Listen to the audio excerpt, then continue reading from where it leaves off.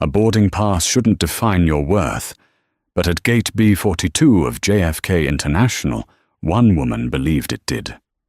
When Dr. Chloe and Malcolm Washington, a successful black couple dressed in simple travel clothes, presented their tickets, Gate Supervisor Callie Vance looked at them with pure disgust.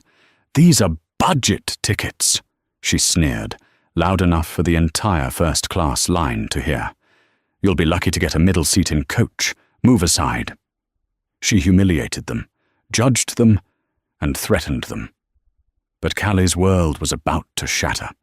She had no idea who she was talking to, and she definitely had no idea who was walking up behind her. The air in John F. Kennedy International Airport's Terminal 4 was thick with a familiar anxiety.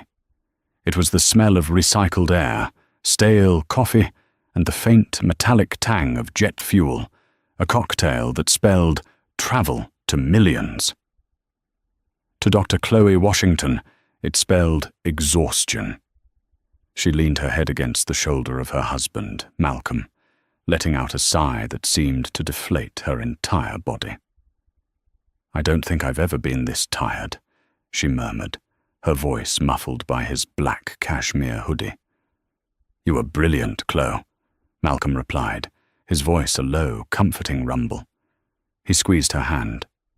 "Performing a live-streamed microsurgery demonstration for 300 of the world's top neurosurgeons. Yeah, I'd say you earned a nap." Chloe smiled weakly. "You're not so bad yourself, mister. I'm just a consultant. I saw that CEO from Lockheed Martin practically begging you for a breakfast meeting." "He just wanted to pick my brain about turbine efficiency," Malcolm said with a dismissive shrug. They were a picture of understated success. Chloe, even in her Lululemon joggers and high-end sneakers, carried herself with an air of sharp, incisive intelligence. Her hair was pulled back in intricate braids, and her eyes, though tired, missed nothing. Malcolm was her opposite in energy, a tall, broad-shouldered man whose default expression was one of zen-like calm.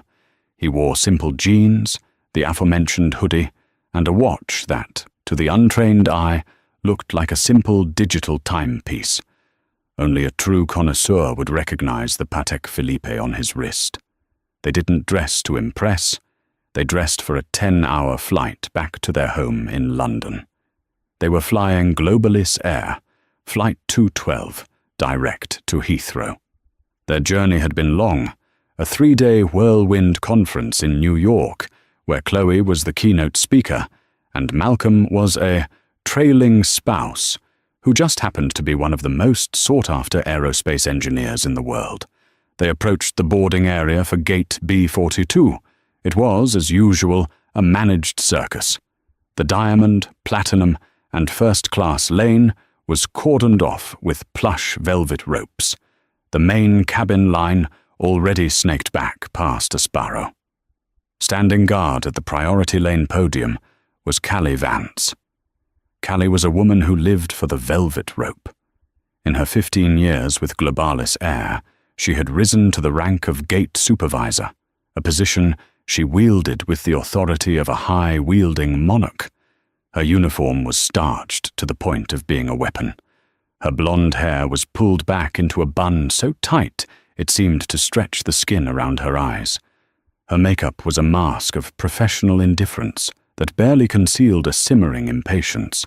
She was currently fawning over a man in a visibly expensive, slightly too shiny Xenia suit. "Absolutely, Mr. Henderson. Your pre-selected meal is confirmed, and we have your favorite Cabernet waiting for you. Such a pleasure to have you back." Mr. Henderson gave a curt nod and waddled down the jet bridge. The next in line was a young family, the mother nervously trying to fold a stroller, while the father juggled 2 car seats and a diaper bag. Their toddler was having a full-blown meltdown. Callie's smile vanished, replaced by a look of profound irritation. "Boarding Group 6, she snapped, not even looking at their tickets. "That line is over there. You are clogging the priority lane." "But they called for families with small children," the father stammered, his face flushing red. "They called after first class. Move, please." Defeated, the family shuffled away, their child's screams echoing in the terminal. Callie watched them go, her lip curled in a tiny, satisfied sneer. She hated this part of the job, the riffraff, the disorganized, the budget travelers who didn't understand the rules. Her domain was for the elite, the people who mattered. Then her eyes landed on Malcolm and Chloe. They were next. They were standing quietly, patiently, in her lane. Callie's eyes did a quick, dismissive scan.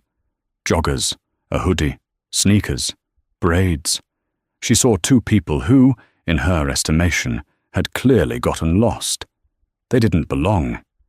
They looked, she thought with a private huff, like they were flying on a buddy pass, or worse, some deeply discounted economy fare.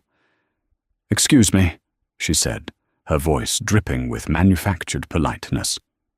"The main cabin line is on the other side. This lane is for first class and platinum members only." Malcolm, unfazed, stepped forward and held up his phone, displaying their digital boarding passes. "Good afternoon. We're in 1A and 1B. Callie's eyes narrowed. She snatched the phone from his hand, her painted nails clicking on the glass. She scanned the QR code. The computer beeped. But it wasn't the clean, affirmative ding of a full fare ticket. It was the short, sharp bip that indicated a special handling code. Callie looked at her screen. The code was NRCP. Non-revenue. A slow, ugly smile spread across her face. I knew it. They were staff. Or more likely, friends of staff. People trying to get a first-class experience for free. People who hadn't earned it. "Oh, I see," she said, handing the phone back to Malcolm with a look of distaste. She leaned in, lowering her voice to a conspiratorial, condescending stage whisper that was, in fact, loud enough for everyone in the priority line to hear. "These," she said, tapping her long nail on her screen, "are budget tickets." The words hung in the air, sharp and poisonous. Budget tickets. Chloe, who had been leaning on Malcolm, stood up straight. A flush of confused embarrassment crept up her neck. I beg your pardon?" Callie Vance smiled, a thin reptilian gesture that didn't reach her eyes. She felt the familiar rush of power, the thrill of putting someone in their place. The other passengers in the priority lane, a woman in a Burberry trench coat, a man with a heavy gold watch, were now watching with passive interest. "These are non-revenue passes," Callie explained, as if to a child. "Buddy passes, staff travel, whatever you want to call them, they're budget tickets. They're standby. You don't get to board with first class." Malcolm remained preternaturally calm, which seemed to only irritate Callie more. "Ma'am," he said, his voice level. "My name is Malcolm Washington. That is Dr. Chloe Washington. We are confirmed in seats 1A and 1B. Perhaps you should check the passenger manifest, not just the ticket code." Callie let out a small, sharp laugh. It was a sound like breaking glass. "Sir, I've been doing this for 15 years. I know what an NRCP code means. It means you fly if there's a seat left. It means you get what you're given. And on this flight, which is completely oversold in the premium cabins, you'll be lucky to get a middle seat in coach." She gestured dismissively to the crowded waiting area by the windows. "Please, go and wait over there. We'll call you if we can find you a seat. After all, the paying customers have boarded." The emphasis on paying was a deliberate, targeted insult. She looked them up and down again, her gaze lingering on Malcolm's hoodie and Chloe's sneakers. The implication was clear. You are not like them. You are poor. You are trying to sneak in. This was the moment the interaction shifted from a misunderstanding to a public shaming. "Now, wait just a minute," Chloe said, her fatigue vanishing, replaced by a cold spike of anger. She was a surgeon. She did not suffer fools, and she did not tolerate disrespect. I don't know what your screen says, but we are not flying standby. A family member arranged these tickets. We are confirmed. Everyone thinks they're confirmed, dear, Callie said, patting the podium. But the system doesn't lie. NR means you are at the bottom of the list. It's the price you pay for a free ride. The woman in the Burberry coat behind them muttered to her companion, loud enough to be heard. Unbelievable. Trying to jump the line with staff passes. So tacky. Chloe's face burned. She had just spent 3 days operating on a level few could comprehend, only to be treated like a grifter in an airport terminal by a woman in a polyester suit. Callie, Malcolm said, and his voice had lost its warmth. It was now flat and hard, like polished granite. That's your name, isn't it? Callie Vance, according to your tag. I am not going to ask you again. Check the manifest. We are on it. If you continue to refuse us boarding, you will be making a significant professional error. Callie bristled. The directness, the use of her name, the calm threat. It was a direct challenge to her authority. This man, this budget traveler, was threatening her. Are you threatening me, sir? She snapped, her voice rising in pitch. The entire gate area was quiet now, all eyes on the drama. Are you threatening my job?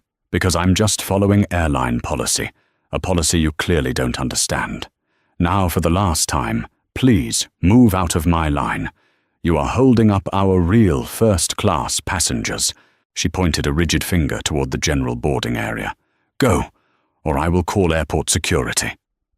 Chloe grabbed Malcolm's arm. Malcolm, don't. It's not worth it. Let's just wait.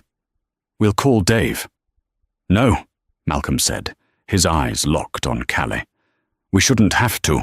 We're here. Our seats are here. Security, Callie called out, flagging down a passing terminal patrol officer. Officer, I have a pair of non-revenue passengers who are refusing to follow instructions and are causing a disturbance. The officer, a large man with a weary face, began to walk over. Callie crossed her arms, a look of pure, venomous triumph on her face. This was her favorite part. The moment she was proven right, the moment the rule-breakers were put back in their place. She had won. She looked at Malcolm and Chloe with utter disdain. You people always try to push it, she whispered. You think you're entitled to things you haven't paid for. The ambiguity of you people hung in the air, as heavy and toxic as the jet fuel fumes. Chloe felt a sting behind her eyes. It was the sheer, naked injustice of it. They had paid for nothing and earned everything. The security officer was now 3 feet away. What's the problem here, Mom? Callie opened her mouth to deliver the finishing blow, to have them escorted away in disgrace. Callie, what in God's name is the hold-up? The voice was new. It was loud, crisp, and radiated an authority that dwarfed Callie's. It came from the jet bridge itself. The side door of the jet bridge, usually reserved for crew, swung open, and out stepped a man who commanded the immediate, undivided attention of the entire gate. He was tall, with distinguished silver-grey hair, cut in a sharp military style. His Globalis Air uniform was immaculate, the 4 gold stripes on his epaulets gleaming under the fluorescent lights. This was Captain Dave Harrison, the pilot in command of Flight 212. He had the rugged, confident look of a man who had spent 30 years landing heavy aircraft in crosswinds, and right now he looked annoyed. Callie, he repeated, his voice cutting through the silence. We are 10 minutes from closing the door. Why is my first-class line backed up, and why are you talking to security? Callie Vance's entire demeanor changed in a fraction of a second. The sneering authoritarian mask dissolved, replaced by a simpering, obsequious smile. She physically straightened, her hands clasping in front of her as if in supplication. Captain Harrison. Sir, No problem at all, she gushed, her voice suddenly an octave higher. I was just handling a minor issue. We're all set to finish boarding. She threw a final venomous glare at Malcolm and Chloe, just some standby passengers who were confused about the boarding process. Officer, it's all handled. Thank you. She expected the officer to herd the couple away, and for the captain to nod and retreat to his cockpit. Neither of those things happened. The security officer, seeing the captain, wisely held his ground, waiting for the new, higher authority to take charge. Captain Harrison's eyes scanned the scene.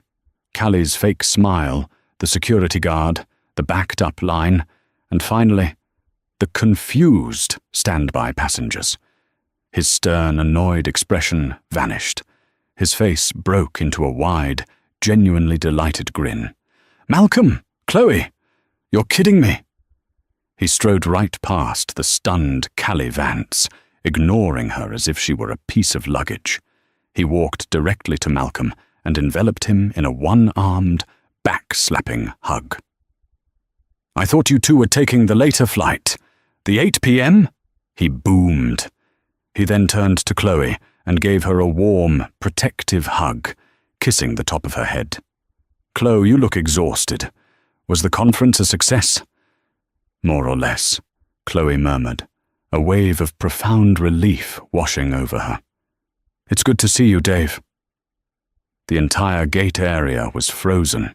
The woman in the Burberry coat had her mouth slightly open. The security guard took an instinctive step backward. And Callie Vance, Callie was paralyzed. Her brain simply could not process the scene. The pilot, hugging, the budget, passengers. Her smile was still plastered on her face, a grotesque rictus of confusion. "Captain," she stammered, her voice a weak, trembling thing. You know these people?" Dave Harrison finally turned his attention back to her. His smile was gone. His eyes, which had been warm and friendly, were now chips of ice. "Know them?" "Of course I know them," he said, his voice dropping back into its command tone. He put a proprietary arm around Chloe's shoulder. "Callie, meet my sister, Dr. Chloe Washington. And this is her husband, my brother-in-law Malcolm." If the terminal had been silent before, it was now a vacuum. The only sound was the distant hum of the ventilation system. Callie's face went from pale to a mottled, sickly white. The blood drained from her head so fast she felt dizzy. "Sister? Brother-in-law?" "But," she whispered, her mind frantically trying to find an excuse, a way out.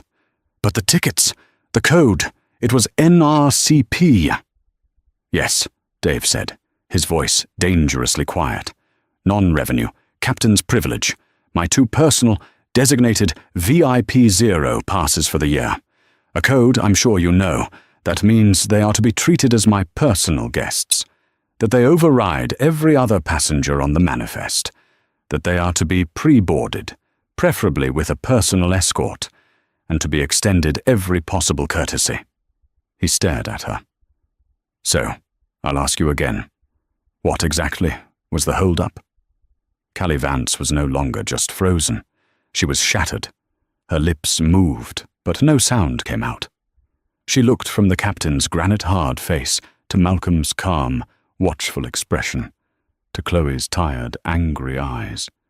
It was Chloe who answered, her voice clear and strong.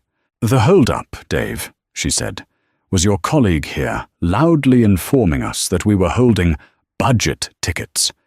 She told us we'd be lucky to get a middle seat in coach, and she was threatening to have us removed by security when you arrived."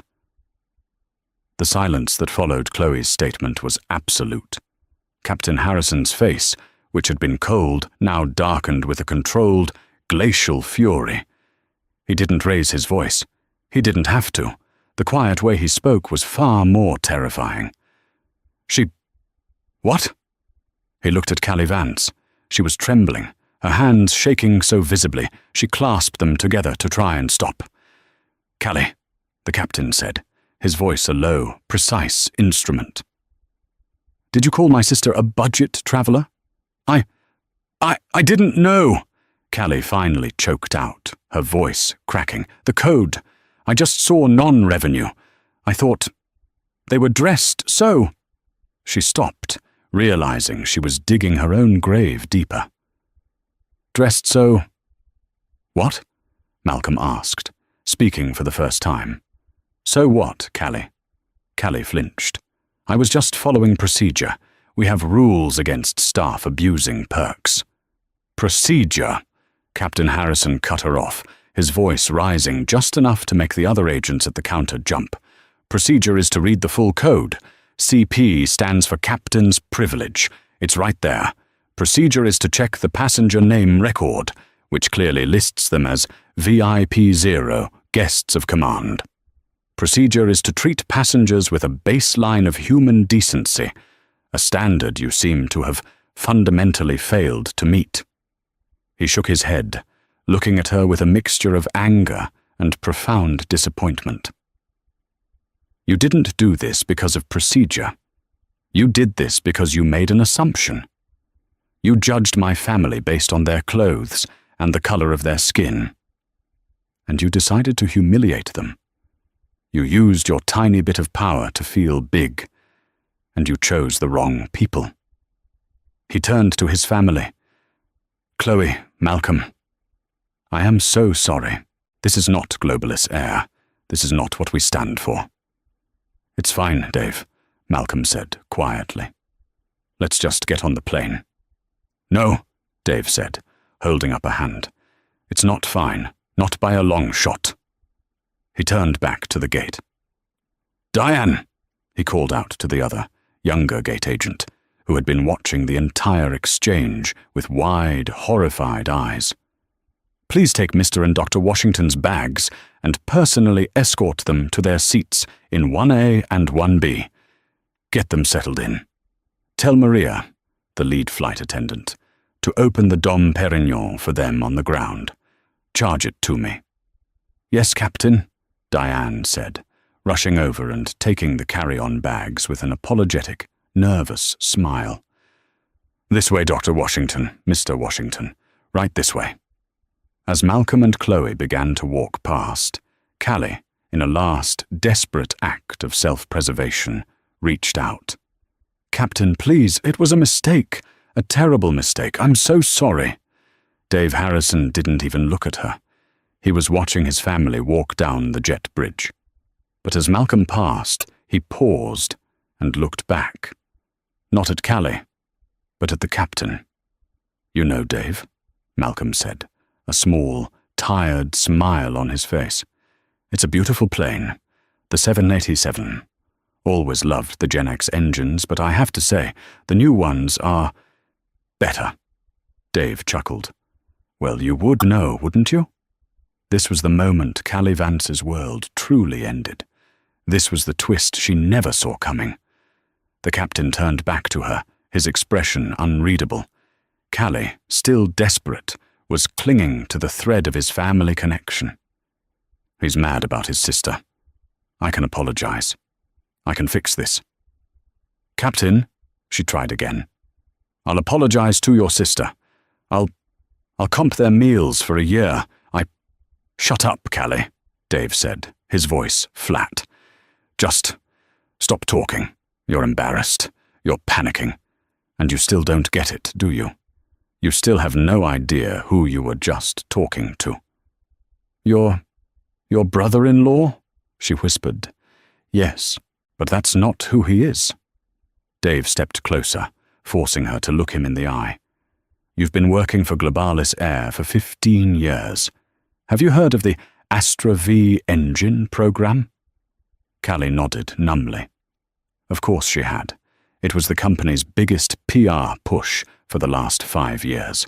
The new, revolutionary engine that was saving Globalists hundreds of millions of dollars in fuel, making them the greenest airline in the sky. The engine that was currently attached to the wings of the very Boeing 787 Dreamliner they were standing next to. "This is Malcolm Washington," the captain said, gesturing down the jet bridge where Malcolm was disappearing. "He is the lead design engineer for the Astra V program. He's not just my brother-in-law, Callie. He is a Category 1 strategic partner for this entire airline. He is the man whose genius is the reason we're profitable. He's not just my VIP, he's the CRO's VIP. He's on a first-name basis with the entire board of directors." He let that sink in. Callie's face was no longer just white, it was green. She looked like she was going to be physically sick, right there on the Globalis branded carpet. He designed. "The engine?" "The engine," Dave confirmed. "He's probably in this terminal once a month, flying to our maintenance hubs in London, Frankfurt, and Singapore. He flies incognito because he hates the fuss. He just wants to do his job and go home. And you just called the single most important engineering partner this airline has a budget traveler, and threatened to have him arrested." He stared at her, his contempt a palpable force. "We will be discussing this with the station manager, the VP of Operations and Human Resources when I land in London. Your behavior was not just unprofessional. It was a potential breach of contract incident that could cost this company billions. Now, get out of my sight and finish boarding this plane, if you still can." He turned on his heel and marched down the jet bridge, leaving Callie Vance alone, frozen, and utterly, totally, and completely finished. Aboard Flight 212, the atmosphere in the first-class cabin was thick with the aftermath of the Gates drama. Malcolm and Chloe settled into 1A and 1B, seats that were more like individual pods, complete with lie-flat beds, personal minibars, and 24-inch screens. Diane, the nervous young gate agent, had stowed their bags and was now backing away, bowing slightly. "Again, Dr. Washington, Mr. Washington, I am so sorry for that." "It wasn't your fault, Diane." "Thank you," Chloe said, giving her a small, reassuring smile. The lead flight attendant, Maria, immediately swooped in. She was a seasoned professional in her 50s with a warm, knowing face. She had heard the entire exchange from her position at the aircraft door. "Dr. Washington, Mr. Washington," she said, her voice a low, smooth murmur, as she presented a chilled bottle of 2008 Dom Perignon. "Captain Harrison's compliments. May I pour this for you before takeoff? And can I get you a hot towel? Perhaps some of our warmed macadamia nuts." "That would be lovely, Maria." "Thank you," Malcolm said, sinking into the plush seat. As Maria expertly popped the cork with a polite thwump, Chloe finally let go of the tension she'd been holding. She took the crystal flute and took a long sip, closing her eyes. "That woman," Chloe said, her voice tight with residual anger. "That...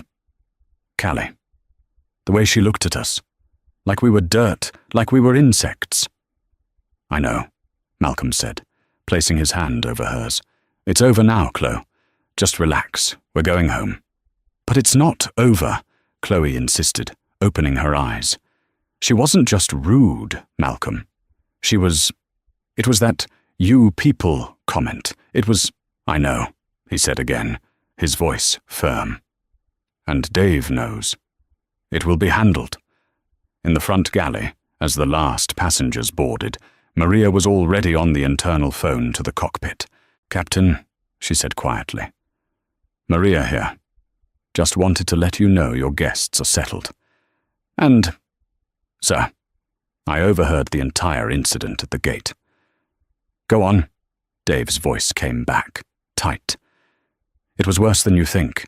The gate agent, Callie, was loud. The whole cabin heard it. Several passengers in business and first have already made comments to me about her behavior. One of them, the woman in 2B, called her a racist bitch. That's a direct quote, Captain. This isn't just a complaint. This is a liability. The public humiliation was flagrant." "Understood, Maria. Thank you for the report. Log it." Log it all. Note down the passengers who complained. We'll need their statements. Treat my family like the royalty they are. Already on it, Captain. Back in the terminal, Callie Vance was operating on autopilot. Her hands were shaking so badly she could barely scan the remaining boarding passes. Her mind was a screaming void. Sister, engineer, billions, terminated. The words played on a loop. Her junior colleague, Diane, returned from the aircraft, her face pale. They're on board. Callie just nodded, unable to speak. Callie, Diane started, her voice hesitant. What you did, that was... You knew what CP meant. We had a memo about it last month. Captain's privilege. Treat as full fare first. Notify command. Callie's head snapped up. You keep your mouth shut, Diane. You don't know what you're talking about. You're new. I was following procedure for an unticketed passenger. But they were ticketed, Diane shot back, a new courage in her voice. I saw their names on the manifest when I checked in the passenger in 3A. They were right at the top. Washington, M&C, VIP 0. I thought you must have seen it. This was a new, devastating blow. Their names were already on the manifest.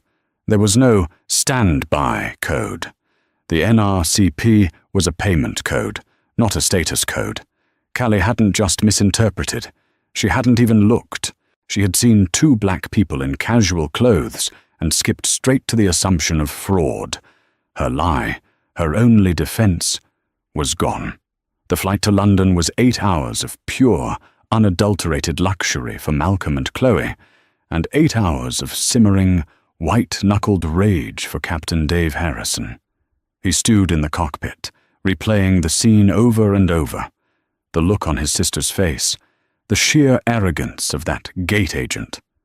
For Callie Vance, it was 8 hours of pure, unadulterated panic. Her shift ended. She sat in the sterile, windowless break room, her phone in her hand. She wanted to call her union rep. She wanted to call a lawyer. But what could she say? I publicly humiliated my company's most important engineer and the captain's sister because I thought they looked poor. She began to type up an incident report, her hands fumbling on the keyboard. She tried to frame it, to make it sound like they were the aggressors. Report. Gate B42, Airfield 212. Passengers Washington, M&C, presented with non-revenue passes, became belligerent and aggressive when informed of standby policies, refused to leave priority lane, created disturbance. Captain Harrison intervened due to personal relationship. It was a weak, pathetic lie, and she knew it. CCTV footage would exist. Passenger statements would exist. She hit submit anyway, a desperate, final act of a doomed employee. The Boeing 787 Dreamliner, powered by the very engines Malcolm Washington had perfected, touched down on the tarmac at Heathrow Airport with barely a whisper. As the plane taxied, Captain Harrison's voice came over the PA. Ladies and gentlemen, welcome to London Heathrow. We thank you for flying Globalis Air. A special thank you to our first-class guests in 1A and 1B, Mr. and Dr. Washington. It was a true honor to have you on board. It was a small, professional gesture, but one that made the other passengers in the front cabin, who had all witnessed the gate incident, nod in approval. The woman in 2B, the one who had muttered about them, jumping the line, looked profoundly ashamed. As they deplaned, Dave was waiting at the cockpit door. You two heading home, or to the arrivals lounge? Home, Chloe said, giving him another hug. Thank you, Dave, for everything. It's not done, he said, his face grim. I'm heading to the operations center to file my full report. This is not getting swept under the rug. I'll see you Sunday for dinner. You bet, Malcolm said, clapping him on the shoulder. Fly safe, man. You too, Malcolm, and thanks for the engines. Malcolm just smiled and guided his wife off the plane. Dave Harrison, however, did not go home. He marched straight to the Globalis Air Flight Operations headquarters at Heathrow. He didn't bother with the low-level managers. He used his credentials to get into the executive suite, where he found Frank Trimble, the vice president of European operations, already at his desk. "Dave," Frank said, looking up in surprise. "Good flight. What are you doing here? You should be heading home." "Frank, we have a serious problem at JFK, a code red level problem," Dave said, sitting down and not mincing a single word. He laid it all out. The gate, Callie Vance, the budget tickets comment, the public humiliation, the threat with security, and then the 2 killing blows. "It was my sister, Frank." Frank Trimble winced. "Oh, hell, Dave, that's bad. A family complaint from a senior captain. HR will have a field day." "It gets worse," Dave said, leaning forward. "Her husband was with her. Malcolm Washington." Frank looked blank. "Washington? Doesn't ring a bell. Some .com guy." "No, Frank," Dave said, his patience wearing thin. "Malcolm Washington. The Astra V. The Malcolm Washington." Frank Trimble's coffee mug, which was halfway to his mouth, stopped. He slowly lowered it to the desk. His face went ashen. "Say that again." "Your gate supervisor at JFK, Callie Vance, publicly accused Malcolm Washington, our chief partner at Airline, the man who holds the patents to our entire next-generation fleet's engine technology, of being a freeloader. She tried to have him arrested for standing in the first-class line." Frank was no longer listening. He was frantically typing on his keyboard, his knuckles white. "Gate B42. Callie Vance," Frank muttered. "I'm pulling her file. I'm pulling the CCTV. I'm pulling... Oh my God, Dave." "What?" "She filed a report," Frank said, his voice full of disbelief. "She's accusing them of being aggressive. She's claiming she was threatened." "That's a lie," Dave said, his voice a low growl. "I saw it. The entire gate saw it. Get the CCTV. I'm on it." Frank was on the phone. "This is Trimble. I need the full audio and video from JFK, Gate B42. Boarding for Flight 212. Today. Priority. Yes, now. And get me Mr. Davies, the JFK station manager, on a video call in 5 minutes. I don't care if he's asleep. Wake him up." The VP of Operations looked at Dave, his eyes wide with a new kind of terror, a corporate, financial terror. "Do you know what this is, Dave? This isn't an HR complaint. This is a shareholder incident. If Washington gets spooked, if he decides we're an unstable partner, if he takes his next-gen designs to Emirates or Singapore Airlines, he could sink us." "He's not that petty," Dave said. "He's a professional, but he shouldn't have to put up with that. The problem isn't Malcolm, Frank. The problem is your employee. The problem is this has happened before." "What do you mean?" "This wasn't a mistake. This was practiced. This was malice. She had a line ready. She enjoyed it. You don't get that good at being that cruel without practice. Pull her file. I'll bet my pension this isn't her first complaint." Frank's face hardened. "If you're right, God help her."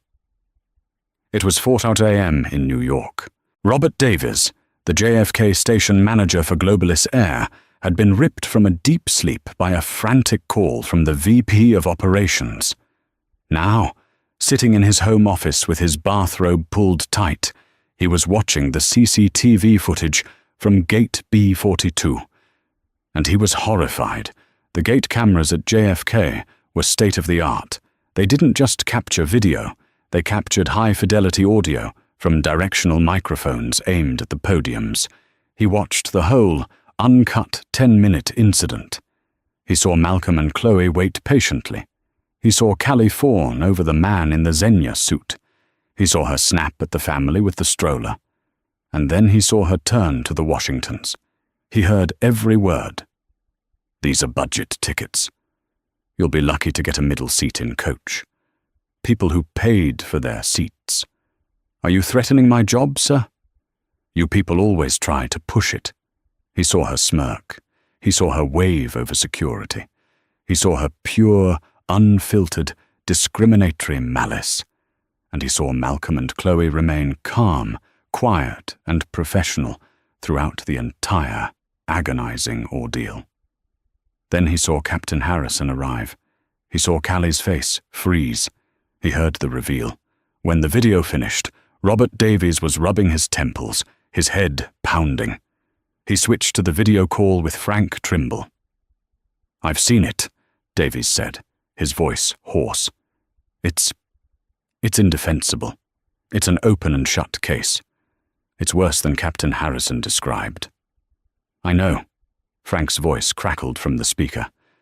"I'm looking at her file right now." Dave was right.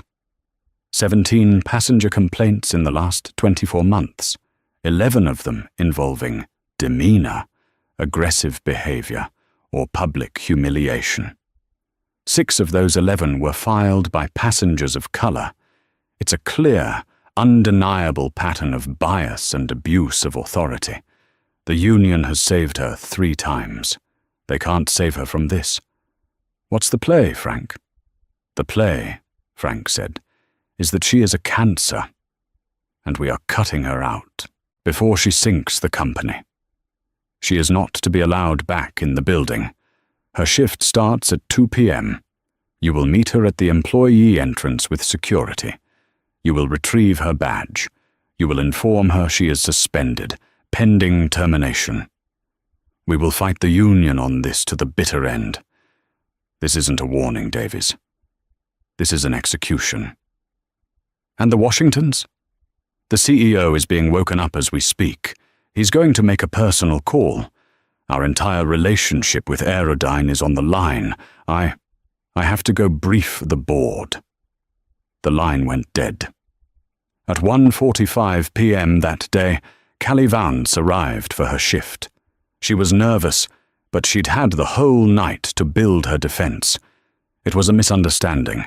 The captain overreacted. It was his sister. He was emotional. She would apologize, maybe take a 2-week suspension, and it would all blow over. She'd survived worse. She swiped her badge at the employee turnstile. Access denied. A red light flashed. The turnstile locked. "What?" she muttered, and tried again. Access denied. "Callie Vance?" She turned.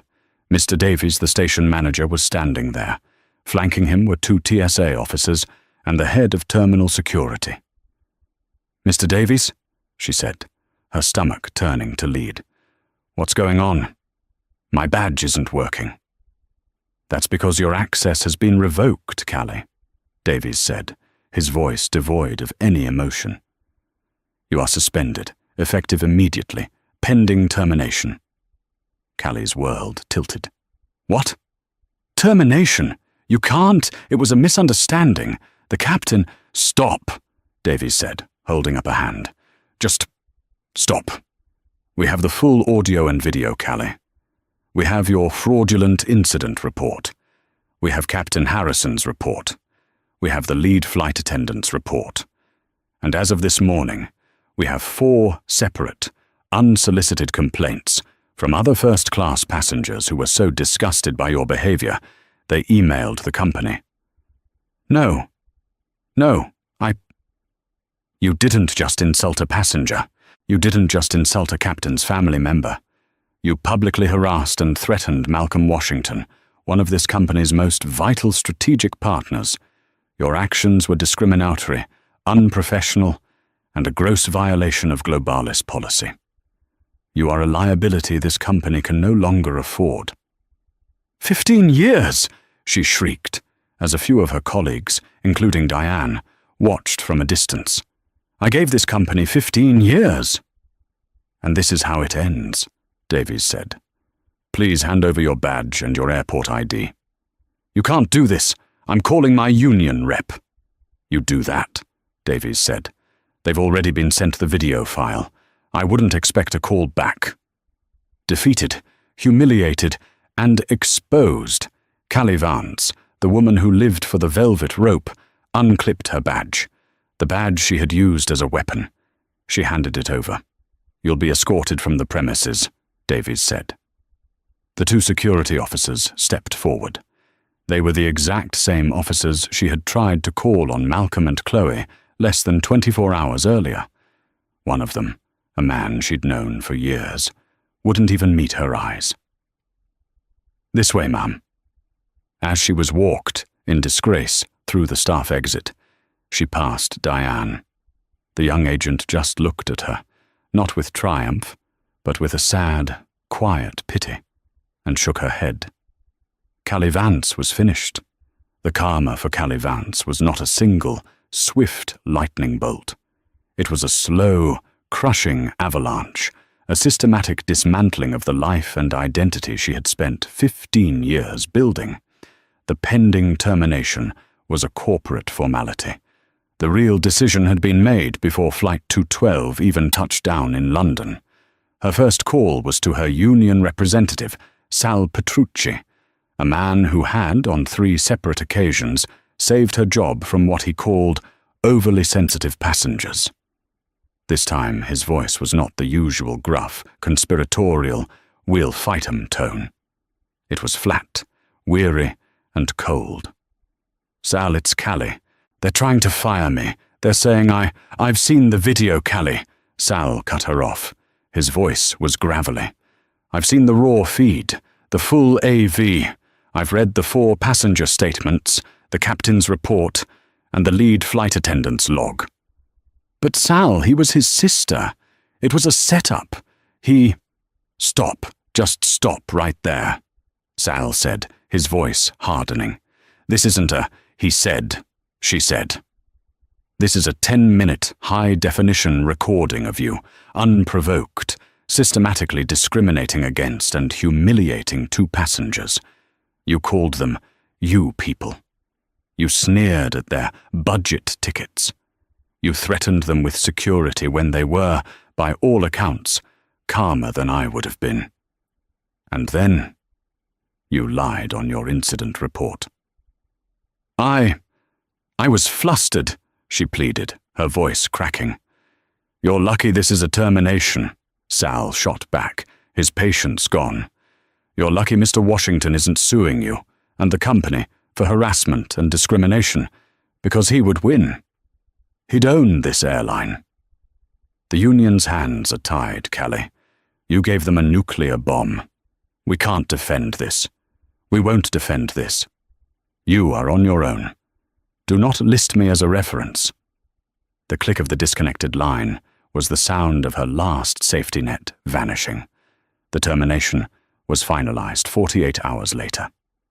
The official letter cited gross professional misconduct, repeated violations of Globalis Air's non-discrimination policy, and willful falsification of a corporate document. With that, her life evaporated.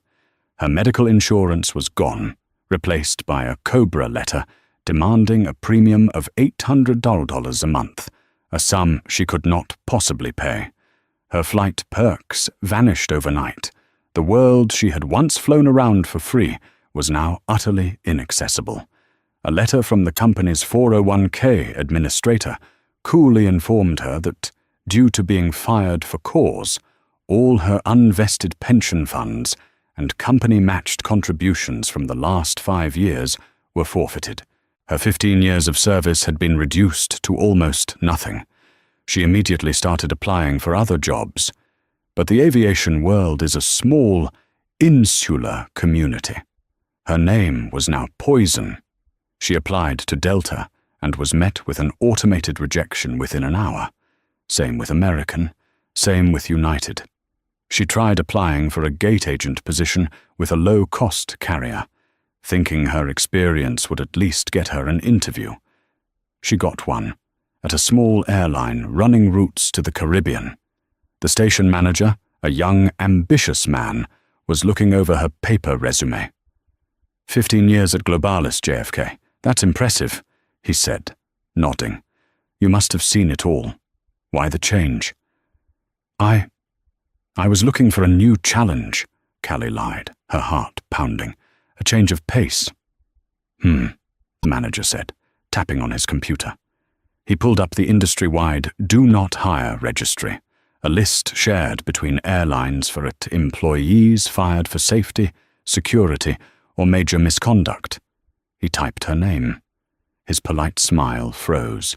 He read the screen for a long, silent 30 seconds. His eyes widened slightly as he read the notes. He slowly looked up, his expression no longer friendly, but one of disbelief and disgust.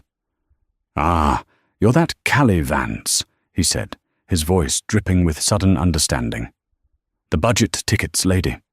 Callie's face burned a hot, painful crimson. The story was out.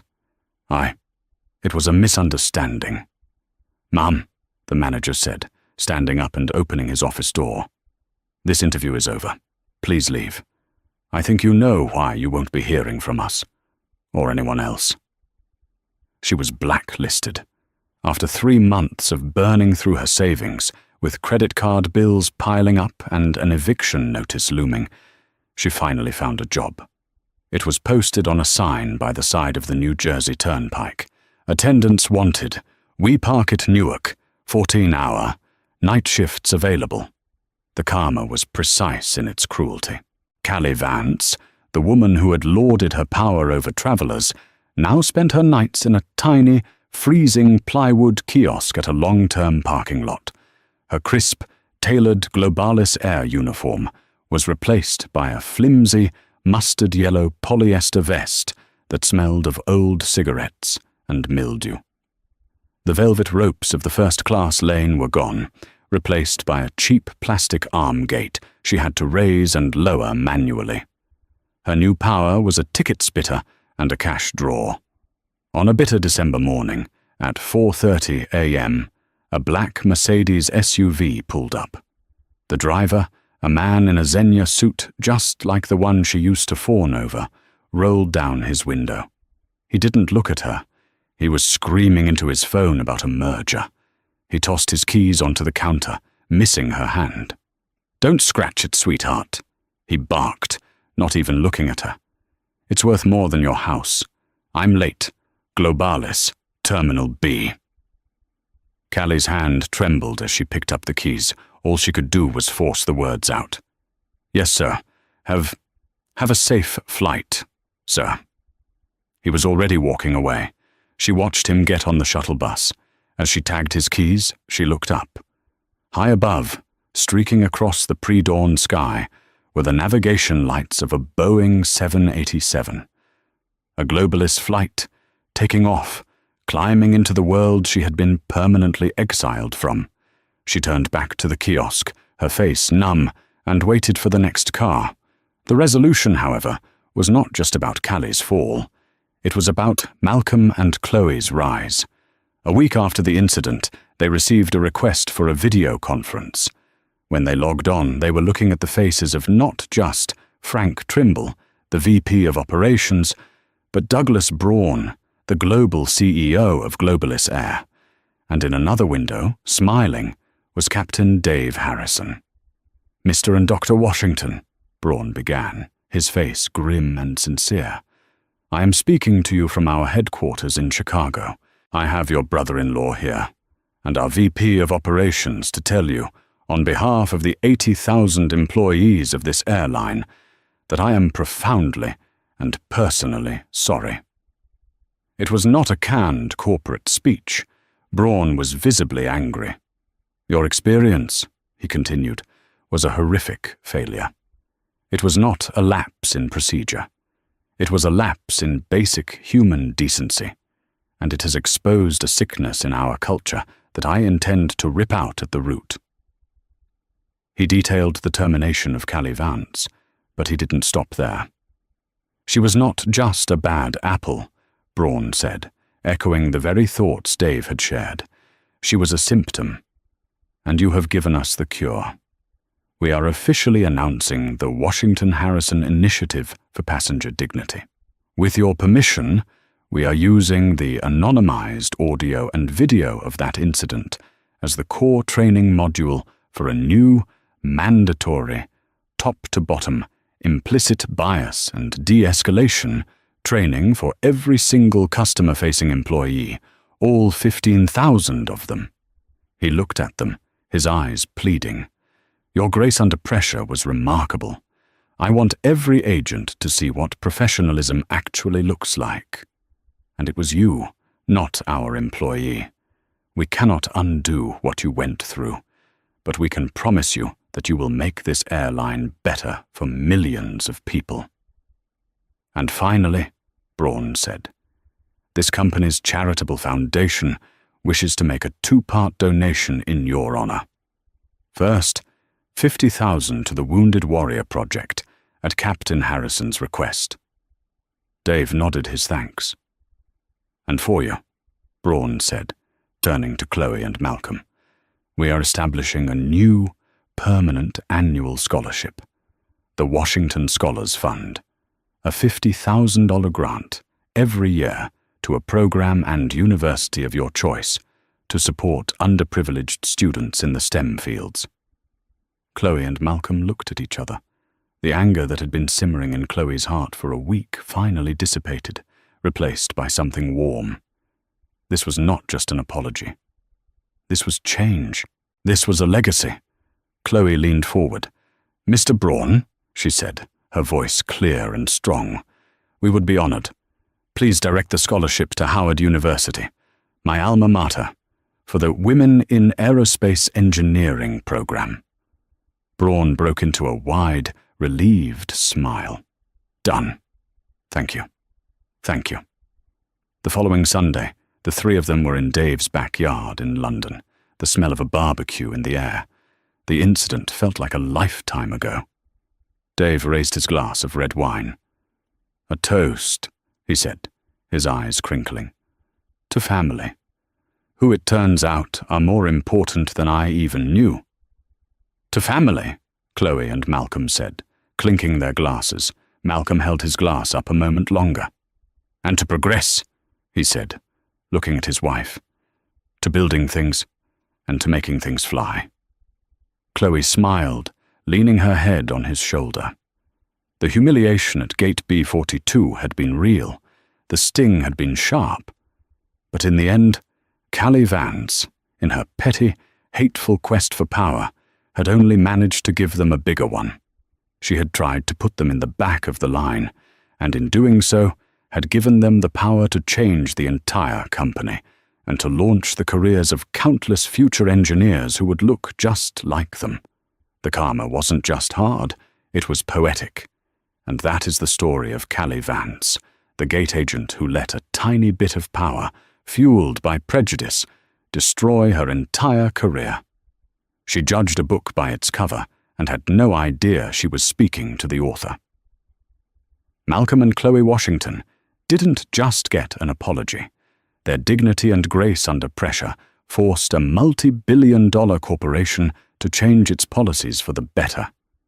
This is a real-life story that shows us that karma, especially at 30,000 feet, can hit hard. The next time you see someone being judged, remember this story. You never, ever know who you're talking to. What did you think of Callie's downfall? Was it justified? Let me know your thoughts in the comments below.